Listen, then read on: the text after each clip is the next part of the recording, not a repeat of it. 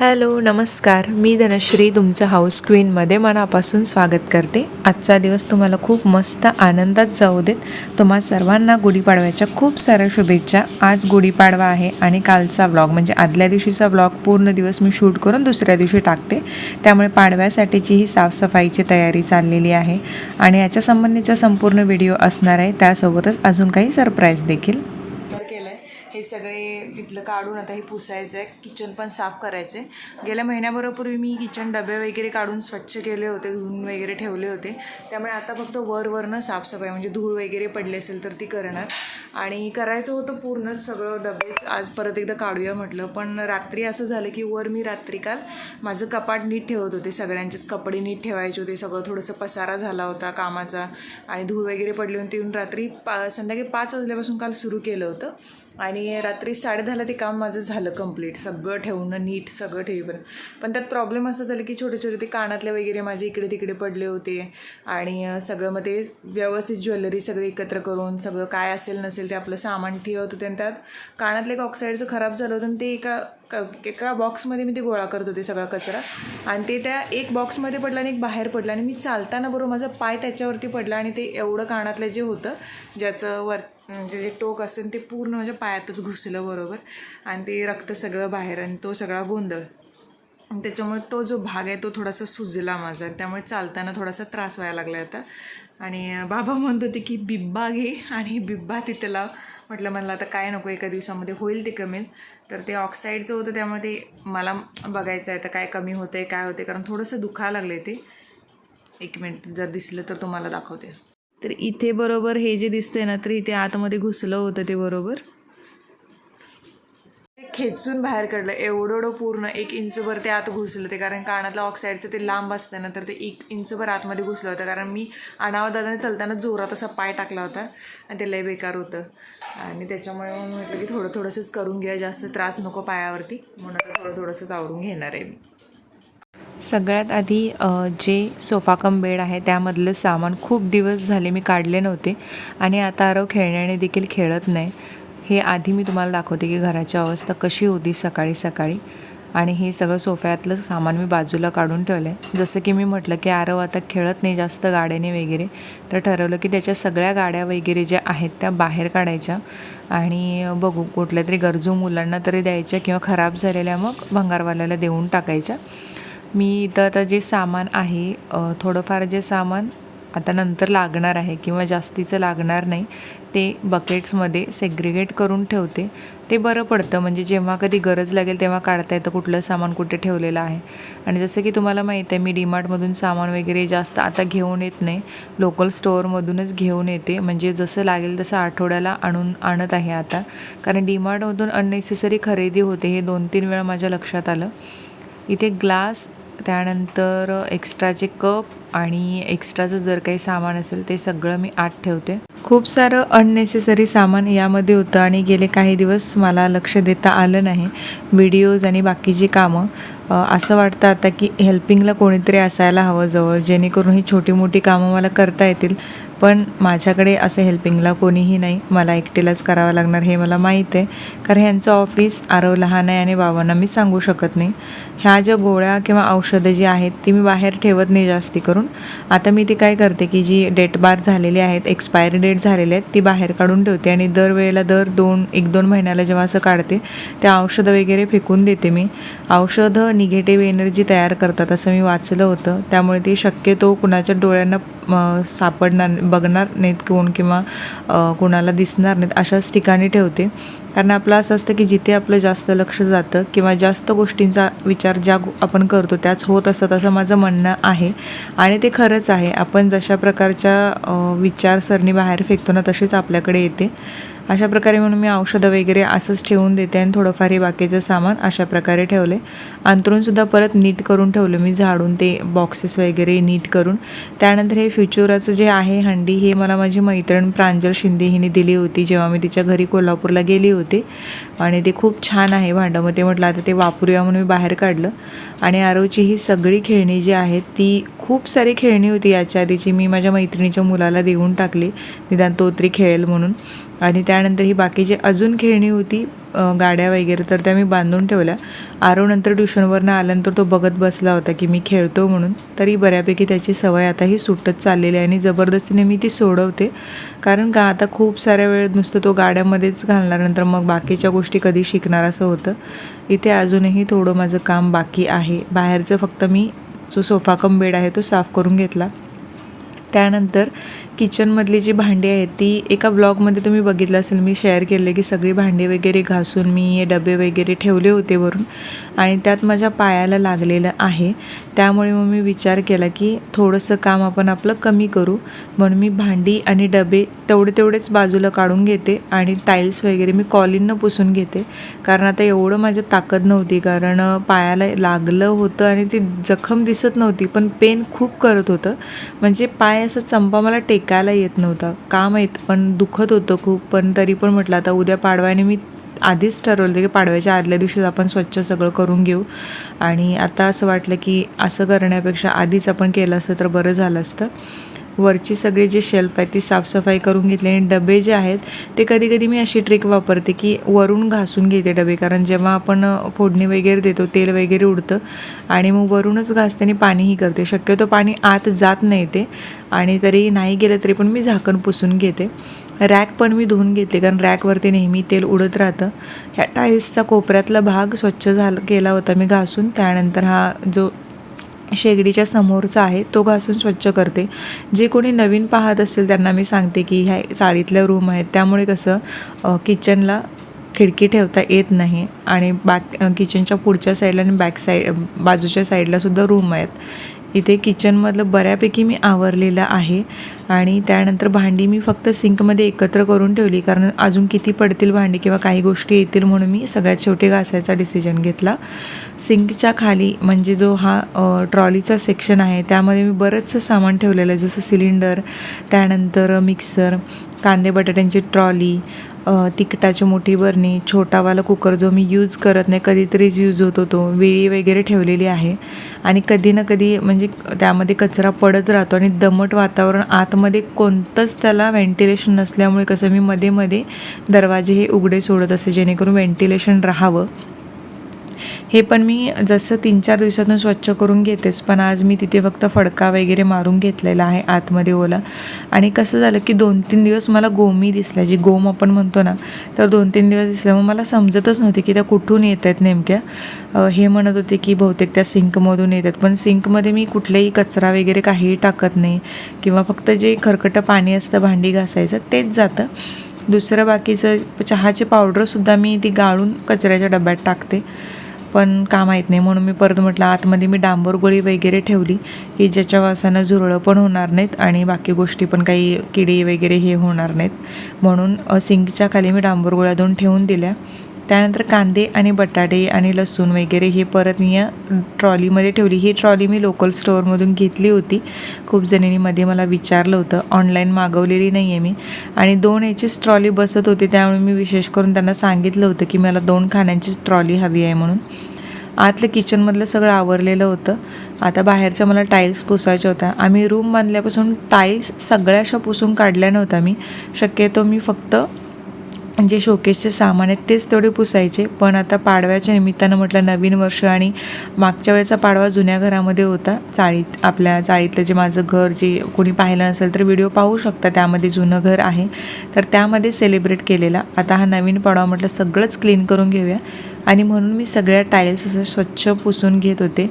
माझ्या डोक्यात होते की पाणी मारावं आणि मस्त धुवून काढावं, पण तेवढं आता शक्य होणार नव्हतं माझ्याकडून. म्हटलं की कॉलिनच पुसून घेऊ. वेलकम टू अवर होम ही जी पाटी दिसते ती मी मिशोवरून मागवली होती.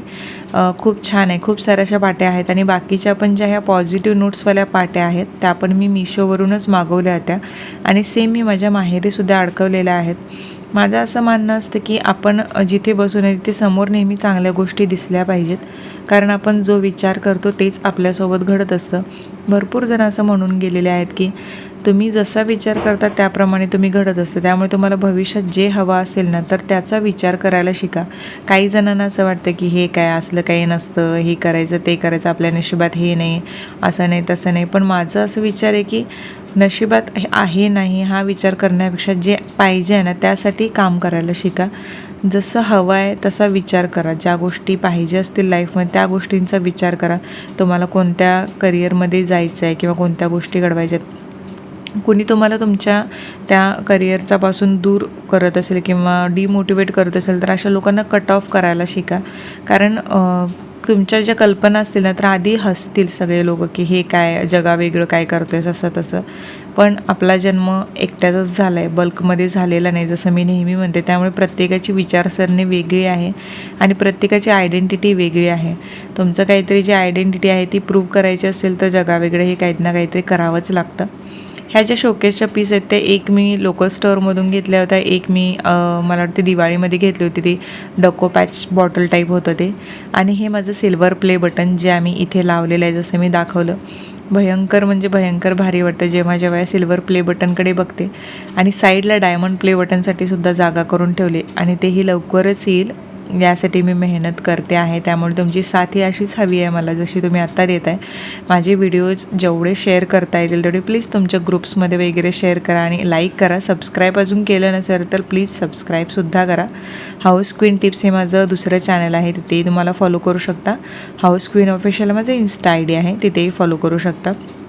शिवाजी महाराजांचा एक फोटो मी आणलेला आहे आणि मला खरं तर शिवाजी महाराजांचा जो राज्याभिषेकाचा आहे तो पाहावा होता त्यावेळी, पण तो भेटला नाही. म्हणून मी जाणता राजा म्हणून त्यांचा असं ह्याच्यावरती बसलेला मी फोटो घेऊन आले. पण जेव्हा मी एका कर्जतला रिसॉर्टवरती गेले होते तिथे त्यांनी मला शिवराज्याभिषेकचा सोहळा दिला, शिवराज्याभिषेकचा मला फोटो दिला. त्यामुळे छत्रपती शिवाजी महाराजांचा एक फोटो मी इथं खाली ठेवलेला आहे आणि त्यांच्या शिवराज्याभिषेकांचा जो सोहळ्याचा जो फोटो आहे तो वरच्या रूममध्ये आहे. इथे घड्याळसुद्धा आहे आणि ते घड्याळ पण बाजूला काढलं. मी कुठेतरी वाचलं होतं की घड्याळ नेहमी क्लीन असावं, त्याच्यावरती धूळ कधीही पडलेली असू नये. त्यामुळे वारंवार ते क्लीन करतेच मी तसंही. इथे आज ठरवलं की सोफ्याची जागा बदलायची, कारण जे मॅट आहे आणि योगा मॅट आणि चटई आहे तर ती तिथे मला ठेवावी लागत होती उभे करून. आणि कसं होत होतं की त्याला जागा नीट दिसत नव्हती. रूम आहे खाली एक किचन आणि वरती मोठी रूम, तर वरती चटई ठेवलं तर सारखं वरती जावं लागतं रूममध्ये. म्हणून मग काय केलं की सोफा जो आहे तो इकडच्या साईडला ढकलायचं हे केलं, मी डिसिजन घेतला. आणि मग मी सोफ्याच्या खाली थोडाफार कचरा होता तो झाडून घेतला आणि त्यानंतर तिथे पाणी टाकून त्या तिकडच्या टाईल्स पण पुसायच्या राहिल्या होत्या. आपल्याला व्हाईट जरी टाईल्स दिसत असल्या तरी मळ वगैरे साचून किंवा धूर वगैरे उडून त्या चिकटसुद्धा होतातच आणि थोडं ना थोडं त्याच्यावरती सुद्धा जळमट येतात. त्यामुळे सगळ्याच टाईल्स पुसून घेतल्या, पाणी टाकून घेतलं आणि व्हाईट फरशीवरती आपल्याला वाटत नाही पण डाग निघतात हळूहळू, त्याच्यावरती एक अशी काळपट थर येऊन येतो. म्हणून मी आज ब्लीचचं हे टाकलं, हार्पिकचंच मी ब्लिचिंगचं एक हे आणलं होतं सोल्युशन, ते टाकलं आणि मग खराटाचं जो झाडू आहे त्यानं अशा प्रकारे घासलं. आज कंबर माझी अक्षरशः गेली होती कारण सकाळी उठल्यापासून मला कामं लागलेली आणि ठरवलेलं की 2-3 वाजेपर्यंत हे कंप्लीट करायचंच. त्यात मी हे विसरून गेले होते की माझा आज डान्स क्लास होता जो मंगळवारी आणि शुक्रवारी असतो. त्यामुळे मी मग जास्त फास्टपणे कामं आवरत होते. ही फरशी पुसताना बरोबर 2:30 वाजले होते, करेक्ट 2:30 वाजले होते आणि आरवला सोडायला बाबा स्कूलला गेले होते आणि तेव्हा मी फरशी पुसायला घेतली. सोफा इकडे लावला आणि त्यानंतर मग ही झाडूनं परत इकडची सगळी फरशी मी घासू लागले होते. ठरवलेलं होतं की जी दुसरा जो असा हे असतो ब्रश असतो त्यानं घासायचा, पण त्याने जास्त वेळ लागला असता, त्यामुळे झाडूने घासायला घेतले मी. आणि त्यानंतर मग परत सुक्या पडक्याने परत ही फरशी पुसून घेतली. माझं कसं असतं की फरशी जेवढी क्लीन असेल तेवढं छान वाटतं आणि जेव्हा जेव्हा तुम्ही झाडून काढता घर वगैरे त्यानंतरची जी हवा असते घरामध्ये ती वेगळीच असते. मी लादी पुसून घेताना कापूरसुद्धा जे कापरचं हे असतं इलेक्ट्रिकल ते आणलं होतं, त्यामध्ये ठेवलं होतं. कारण कापरामुळे कसं दूषित हवा शुद्ध होते आणि भीमसेनी कापूरचं नाव नेहमी जर तुम्ही वापरत असाल तर. इथे किचन मी सेट केलेलं आहे, बरोबर माझी आंघोळ झाली होती आणि किचन व्यवस्थित सेट केलं. हे बाहेरचं पण तुम्ही बघताय आता की बाहेर पण सगळं टाईल्स वगैरे छान पुसल्यात मी. किती आनंद झाला होता ही कामं संपल्यानंतर मला की वाटत होते की 1 तासभर झोप घ्यावं, पण लक्षात आलं की डान्स क्लास आहे आपला आणि त्याच्यासाठी तयार व्हायचं आहे. पायाला तर लागलं होतं, पण क्लास मिस करायची माझी अजिबात इच्छा नव्हती.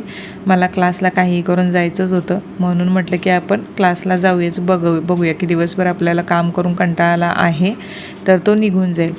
तर आता हे क्लीन आणि छान असं घर आणि उद्या पाडव्याची तयारी, त्यामुळे मला बेस्ट वाटत होतं.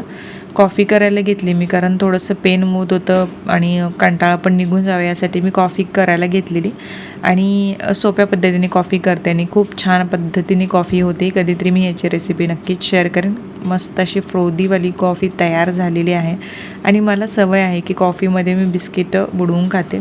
शक्यतो मैद्याचे पदार्थ टाळतेच मी. कधीतरीच काहीतरी पिझ्झा वगैरे खावं लागलं म्हणजे वाटलंच मनाला तर खाते, नंतर शक्यतो मैद्याचे कोणतेही पदार्थ टाळते मी. पण आज कुठला मैदा आणि कुठलं काय, सगळ्यात भूक महत्त्वाची म्हणून मी मस्तपैकी 2-3 बिस्किटं खाल्लेली आहेत, कारण मला वेळ होत होता डान्स क्लासला जायला.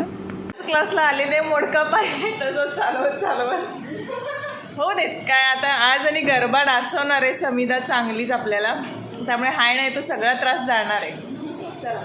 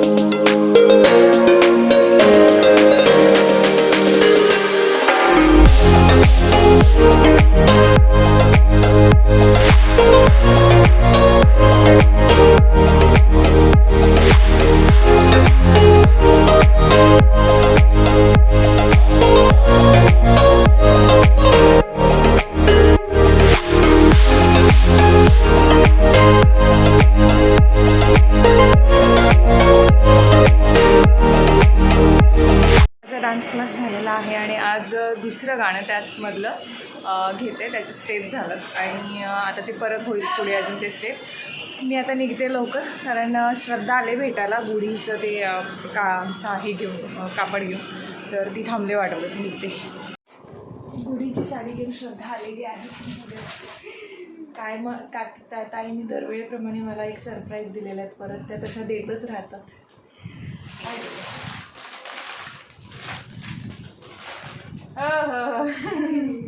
हे गुढीचे आहे ना? हो. वा वा, मी लिटरली सांगू मी अशा कलरमध्ये बघितलेलं आणि असंच सेम कपडा शोधत होते, पण ते सेम तसं भेटत नाही, कारण हा कपडा कसं प्रत्येक साडीवरती जातो. हे गुढीचं ते करून द्यायचं.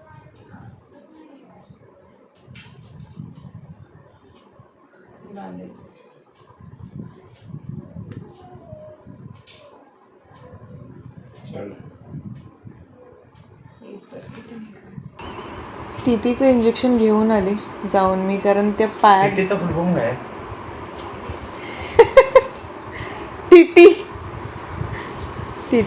फॉर्म टेबल टेनिस पण होतंय.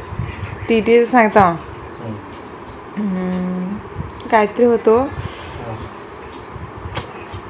कोणाला माहिती आहे त्यांनी सांगा कमेंट सेक्शनमध्ये, कारण मला लक्षात आहे की ते आम्हाला अभ्यासक्रमात होतं. पण असू दे, डॉक्टरना म्हटलं मी की माझ्या पायात दुखायला लागले, दिवसभर ते घरातली कामं हे ते झालं आणि पायात दुखायला लागले. म्हटलं मग घ्यायला पाहिजेतच काय, म्हटलं आधीच इंजेक्शन नको होतं, घ्यायला पाहिजेत काय म्हटलं. ते म्हणायला लागले सेपर साईडला घ्यावं लागेल, कारण जरी बाहेर जखम दिसत नसेल की मोठं, पण ते आतमध्ये कुठपर्यंत गेलं 1 इंचभर मी सगळंच पूर्ण आत गेलेलं म्हटलं, कारण पूर्णच पाय पडलेला.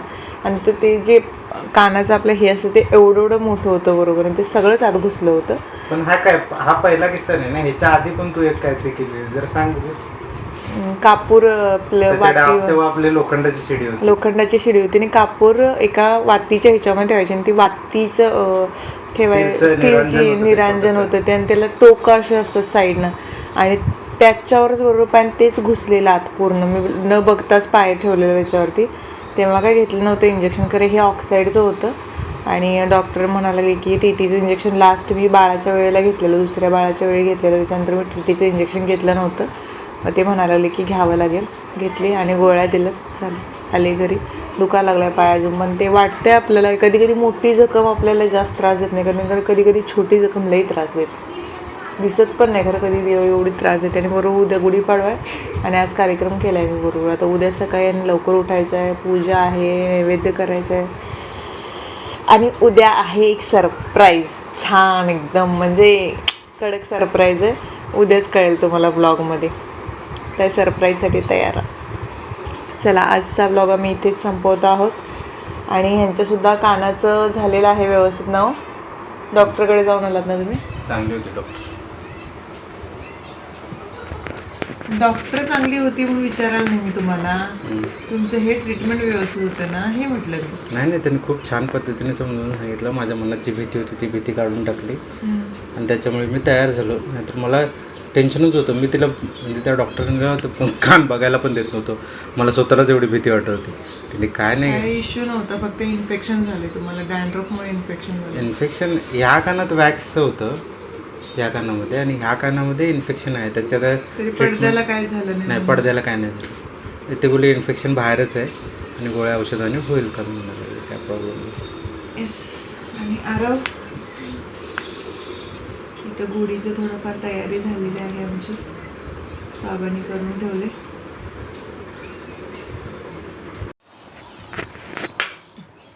आम्ही जोरात वरनं टाकायचं त्याला. आजचा ब्लॉग इथेच संपतो. उद्या छानसं सरप्राईज घेऊन मी हजर राहीन. उद्याचा ब्लॉग पाहायला विसरू नका. धन्यवाद.